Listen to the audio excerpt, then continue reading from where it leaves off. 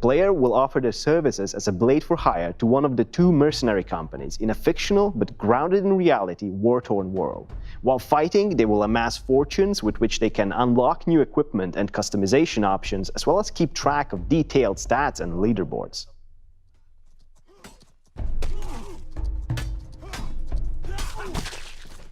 Yeah.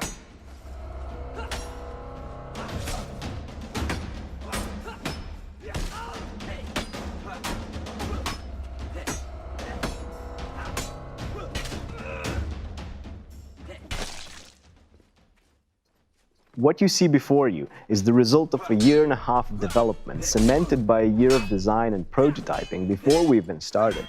This long prototyping period has allowed us to refine the mechanics and get rid of absurd and undesirable cases that are common for games like ours, where collisions are calculated in real time.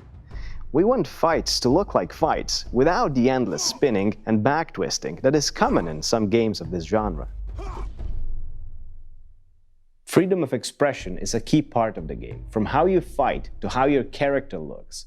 Mordhau features extremely detailed customization options that range from the type of body to facial features and even full-on face sculpting. On top of that, it includes deep armor and equipment customization, where you can choose individual parts that make up your suit, color them, pick emblems, and ultimately create your desired weapon as well, where you can swap out various blades, guards, grips, and so on.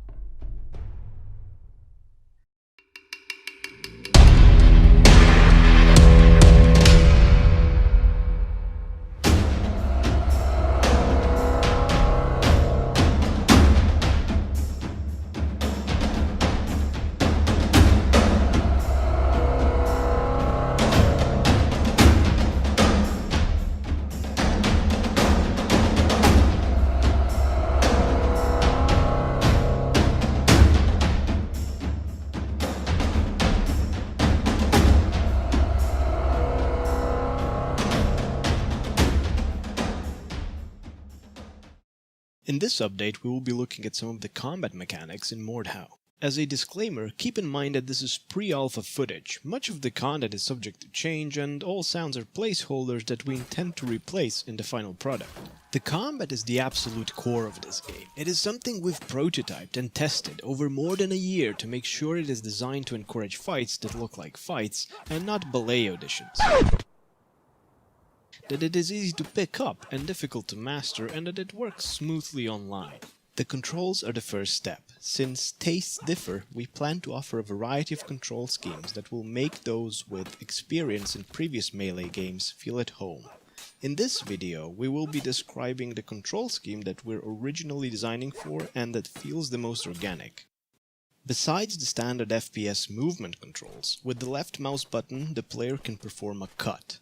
The cut is a good sweeping attack which can also be angled by moving the mouse in the desired direction before pressing the button. This results in cuts from below, above, left or right, or really any angle you want. The scroll wheel performs a thrust. Now, just like the cut, the thrust can also be angled with the mouse. Attacks can be chained into combos, which is especially useful when trying to recover from a miss that would otherwise leave you defenseless. The right mouse button is used to execute a parry. A successful parry must be aimed at the opponent's weapon. Blocking high if the blow is coming from below is not going to work. The second ingredient to a successful parry is timing. The parry only lasts a split second and leaves you exposed after that duration if it failed to block anything. A successful parry will also drain stamina. If you are not careful, you may end up getting disarmed by your opponent if your stamina runs out. After parrying, the defender can perform a riposte, which can then be parried by the enemy in turn. The game features real-time attack collision detection. There is never any lock-on, and the player can adjust attacks while they're happening, allowing, for example, to reposition a strike aimed at the foot into one that will hit the head. What you hit does matter. If the opponent is not wearing a helmet but is otherwise well armored, it is better to strike at the unarmored head. The turning rate during attacks is limited and cannot be influenced by increasing mouse sensitivity. So what happens when two players both attack? Well, if one player manages to land the blow first, the opponent will flinch and fumble their attack, preventing double hits. However, when two attacks that are fully committed touch, they end in a clash. Now from a clash, new attacks can be started by both players if they're quick to act. This leads to extremely fast exchanges that are chaotic because both players act at the same time, trying to squeeze a hit on the other person, but also trying to protect themselves from the opponent's weapon. Attacks can also be used defensively to block an attack. This is called chambering and is very difficult to perform. The defender must mirror the opponent's attack type and angle a fraction of a split second before the opponent's attack lands. This immensely difficult move is rewarded by leading to a very quick attack at the cost of no stamina. If the opponent is quick on his feet, he can either parry the incoming attack or even counter-chamber it.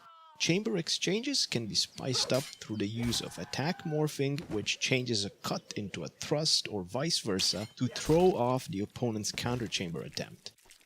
There's also a key with which the player can kick. Kicking prevents movement for the duration of the kick. If the kick lands, it will stun the opponent, leaving them wide open and unable to defend themselves against the next attack. To defend against a kick, perform a kick yourself or simply stay out of its range. The player can always cancel their attack before it is fully committed. Cancelling acts like a glue for the mechanics in Mordhau.